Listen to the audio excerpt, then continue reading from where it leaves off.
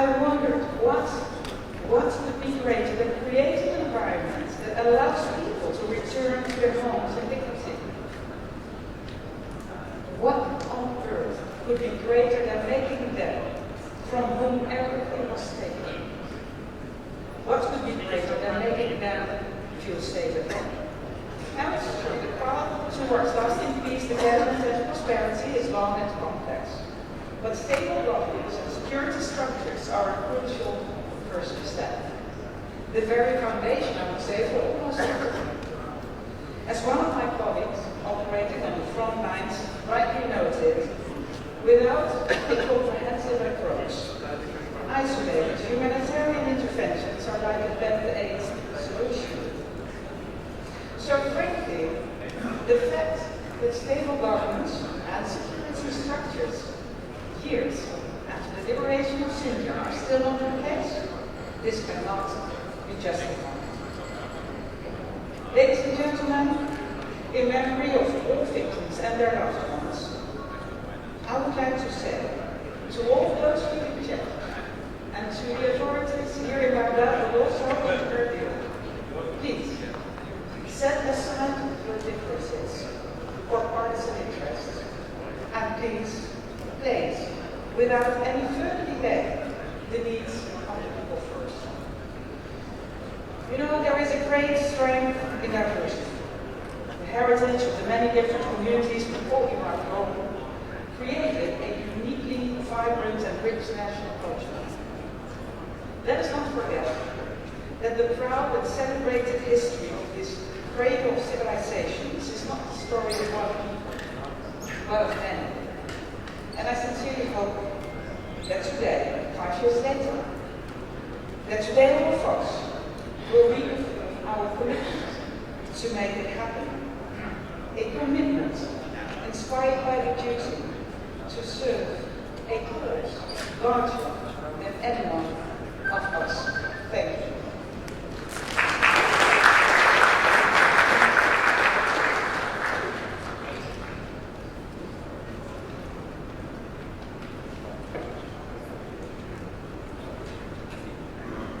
شكرا لسعادة السيدة يزدا الممثلة الخاصة للأمين العام للأمم المتحدة في العراق يومنا.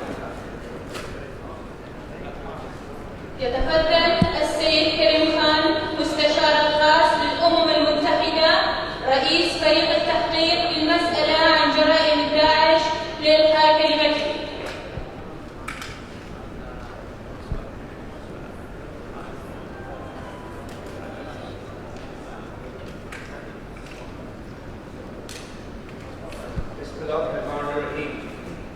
Representative of the President of Iraq, Representative Speaker of Parliament, representatives of Members of Parliament, Excellencies, ladies and gentlemen, I send you the greeting of peace.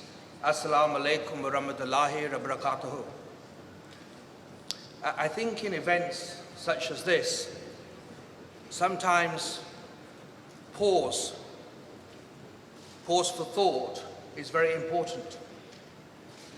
Not only to cast our minds to 5 years ago, but even to cast our minds on the very profound words that have been said by the previous speakers. Because it's very easy to go through a list of speakers and go to a program without pausing to allow some wise words to penetrate. From the first speaker, His Excellency Amir al-Hakim, to the last speaker, Her Excellency, the Special Representative of the Secretary General, there are messages to ponder. It was emphasized regarding the plurality of Iraq, the challenges that were raised by His Excellency, the representative of the Ezidi community, and the challenges that remain. So what new can be added? And what is the purpose of today? For me, I feel extremely humbled. I address this gathering, and actually much more importantly, what it represents. with really extreme humility, recalling the courage of survivors and the trauma of communities, how the Ezidi people were so cruelly targeted. And it is really shocking, it is astonishing, the courage that has been demonstrated by the Yazidi community. It is a courage that I have seen, that I have had the honor to see in other communities amongst this rich, diverse mosaic that is Iraq, amongst the Christian community and the Shia community, amongst Kakai and Shabak, amongst Kurd and Arab, amongst all the different communities, there is this common trait that needs to be applauded. But the courage today that we focus on is that of the Yazidi community. You stood in defiance against the astonishingly perverted, corrupted, contorted, cruel, un-Islamic, inhumane ideology of Daesh. And you are here. You are here as individuals and you are here as a community. You are here by the stories that we heard, by the noble survivor that we had the honor to hear. And you are here by the art that is adorning the corridors of this conference center.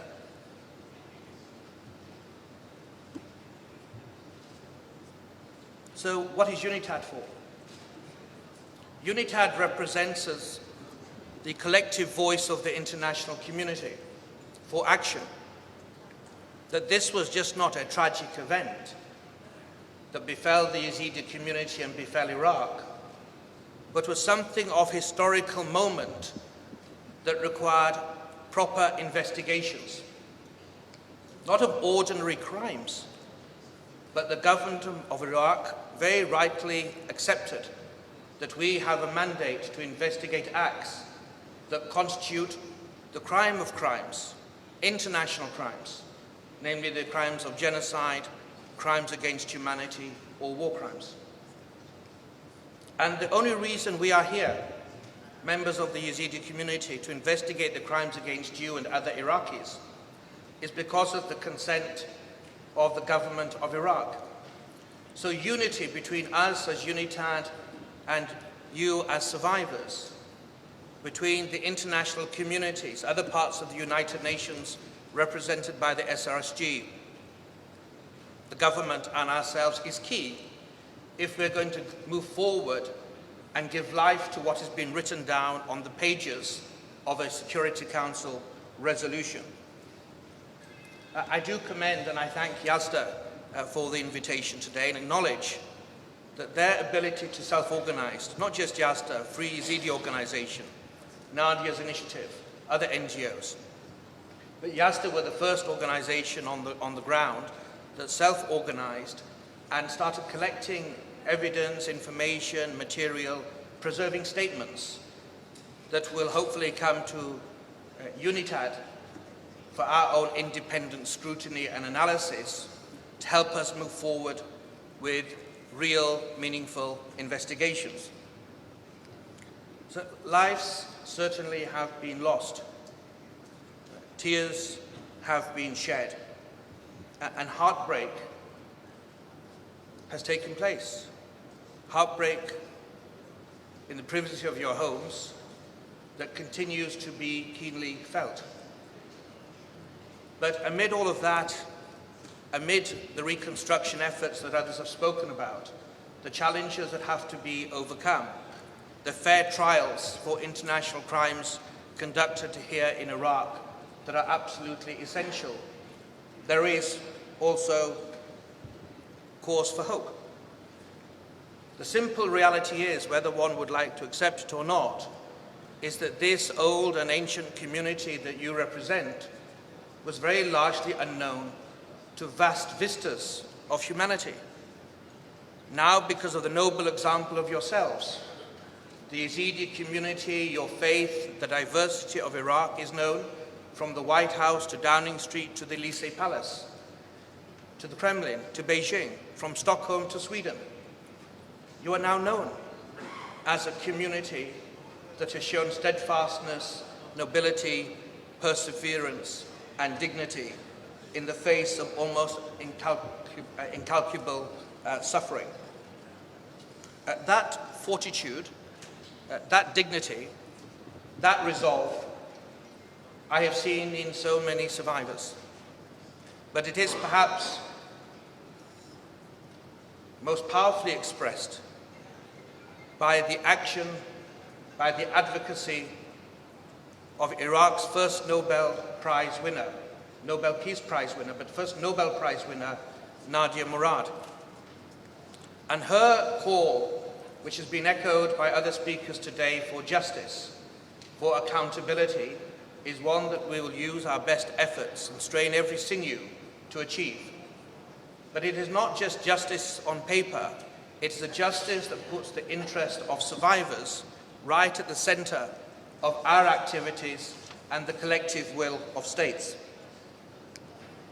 Properties have been lost as well. Temples have been broken. But one thing has been clear, and I think this is a sign of real optimism, that was not your treasure. The treasure of the Yazidi community, besides your faith and your identity, clearly is your women. Because the women of the Yazidi community stood tall. They stood strong when Daesh stooped so low, one wonders what on earth possessed them. And I think the role of Baba Sheikh has been key in emphasizing that the stigma must attach to the perpetrator of crimes, not to the victims, not to the survivors. There is, in the course of conflict, whether it is realized when one's soul is bruised, when one's heart is broken, hope. It's surprising, but it's true. Without the anguish and pain of the Second World War, Europe would not have moved on and had social change that would have allowed the suffragette movement and the right for women's march towards equality that continues to start. It wouldn't have been possible. So in the midst of the rubble and in the devastation, choices are there that have to be seized by Iraq, but also seized by communities that themselves have been targeted. And Baba Sheikh's own resolve in emphasizing women should come back home and be supported is one to be applauded. Challenges, of course, remain. But it is my very sincere, my very humble and my heartfelt prayer that the wisdom and resolve that has already been indicated by Baba Sheikh will continue to extend and benefit other areas of Yazidi life. Women, of course, are your treasure. They are Iraq's treasure and humanity's treasure. And no woman should have to choose between the right of coming back to her family or losing her child, irrespective of how the child. This is a profound issue that Iraq has to face. When I met His Excellency Sayyid Sistani, before I even spoke, he emphasized the rights of the Yazidi community and the Christian community. He emphasized all victims of sexual violence, whether they are from the Yazidi community or the Shia community, the Sunni community, the Kakai, the Shabak, or other communities, should be supported. That collective will, that collective support upon people that have already gone through hell has to be continued. In the final analysis, and it's been mentioned, Iraq is your home. and your survival, your perseverance, your success in every sphere, not just success economically, in education, in the arts, in the sciences, is the best and most eloquent defeat of Daesh. And I wish you, and on behalf of UNITAD, continued progress, and we are honored to work and interact with you and other members of the communities of Iraq to hopefully investigate those that are most responsible and have their accountability assessed in fair trials that have the ability to stand the test of time, so that not only in 5 years, in 50 years, there will be an independent record that will show what has been withstood by so many for so long. Many thanks indeed.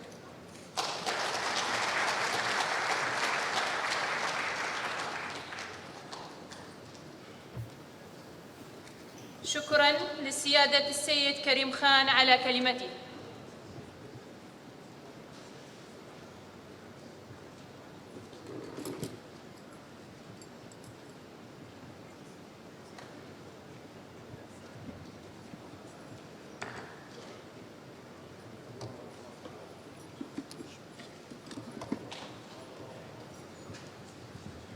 والآن يتفضل سعادة السفير ماثيو تولير سفير الولايات المتحدة الأمريكية في العراق لإلقاء كلمته.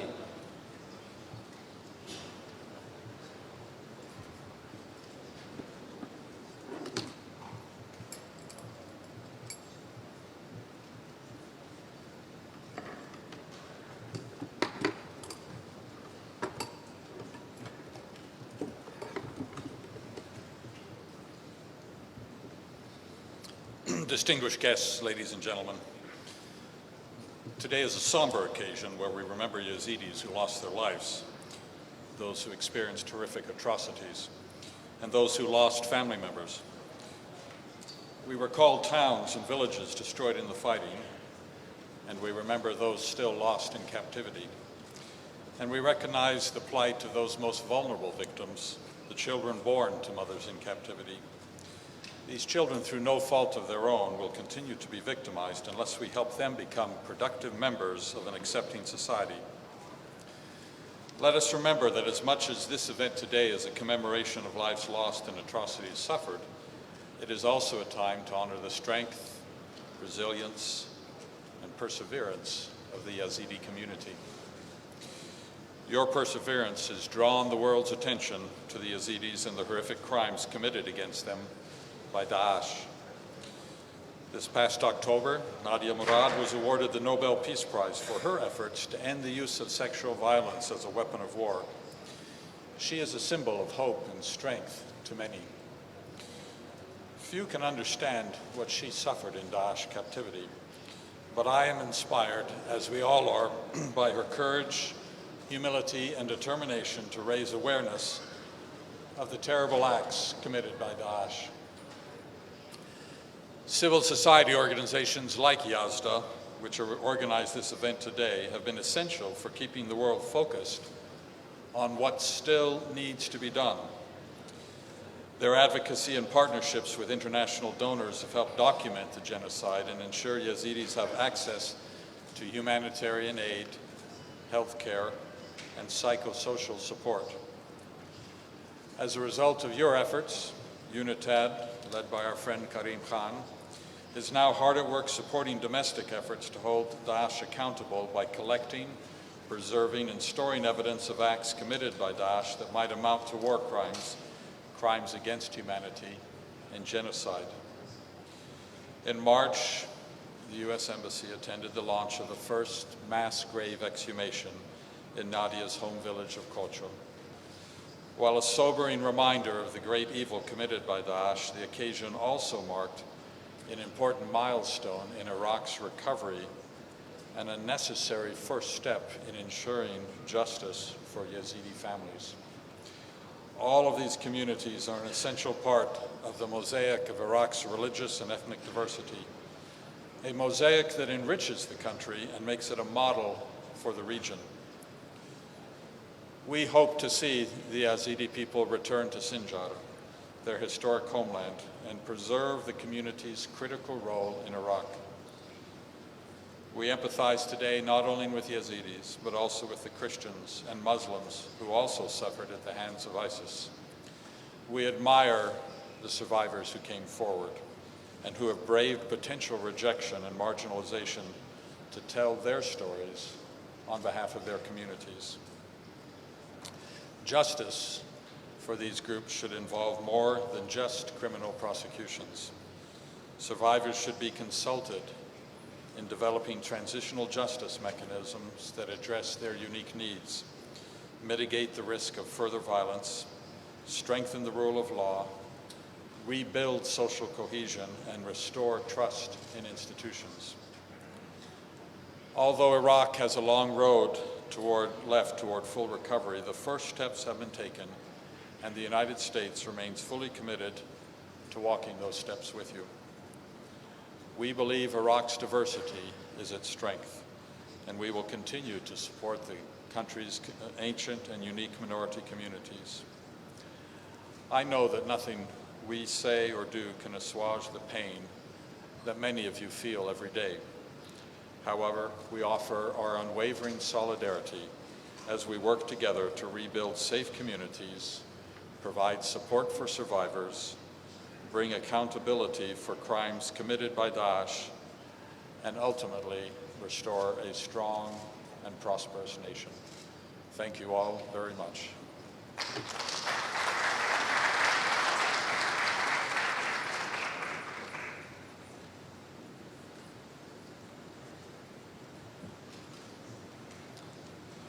شكراً لسعادة السفير ماثيو تولير سفير الولايات المتحدة الأمريكية في العراق على كلمته القيمة.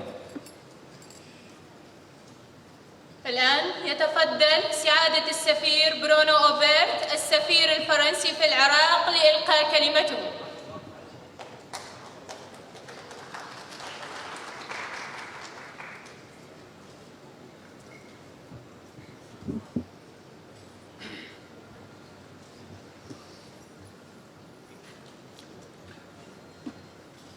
السيدة الممثلة الخاصة للأمم المتحدة، السيد المستشار ممثل رئيس الوزراء، السيد ممثل رئيس الجمهورية، السيدات والسادة الأصدقاء الأعزاء، بتأثر عميق أتوجه إليكم اليوم بهذه الكلمات.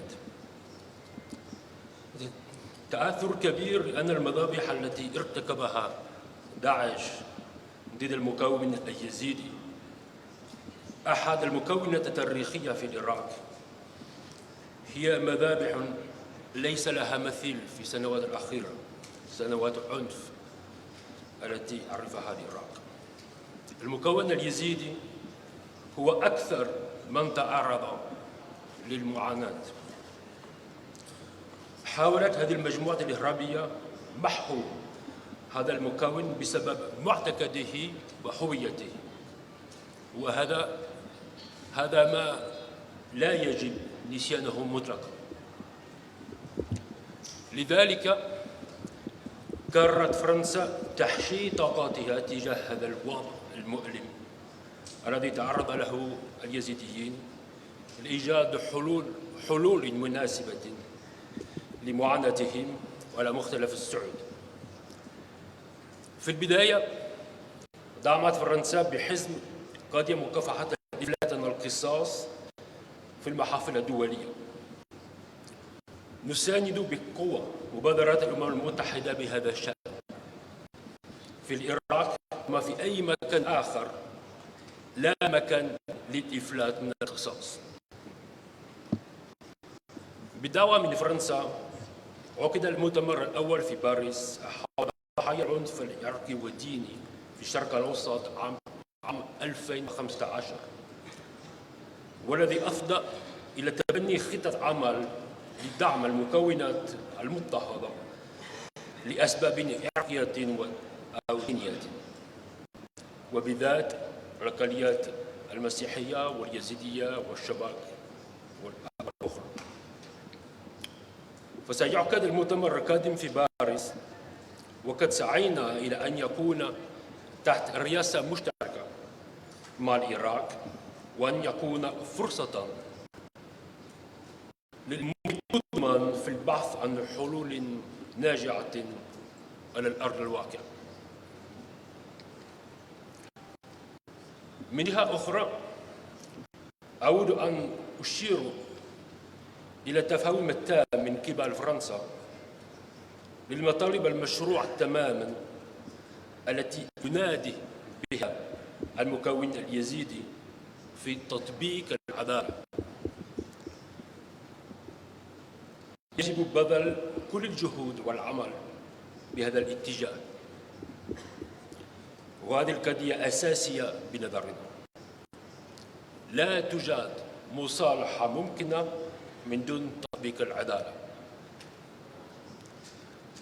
مدنيا، فرنسا حضر مثلا في سنجار، حيث كنت من أوائل السفراء الذين ذهبوا إلى تلك المنطقة، وبطلب من رئيس الجمهورية الفرنسية نطور مشاريع لنزل الإلغام، مشاريع صحية وبناء المدارس.